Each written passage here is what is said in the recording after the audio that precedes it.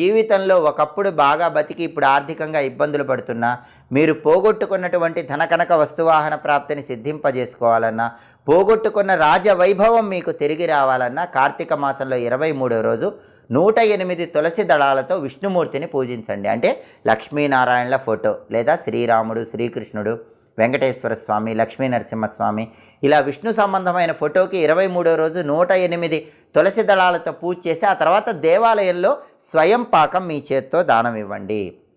సంపూర్ణమైన లక్ష్మీ కటాక్షం కలుగుతుంది, రాజవైభవం కలుగుతుంది. అది 23వ రోజుకు ఉన్నటువంటి ప్రత్యేకత. అలాగే 23వ రోజు ఎవరైనా సరే స్నానం చేసేటప్పుడు ఒక ఉసిరిక ఆకు కానీ, ఉసిరికాయ కానీ, జిల్లేడాకు కానీ శిరస్సు మీద ఉంచుకొని స్నానం చేయండి.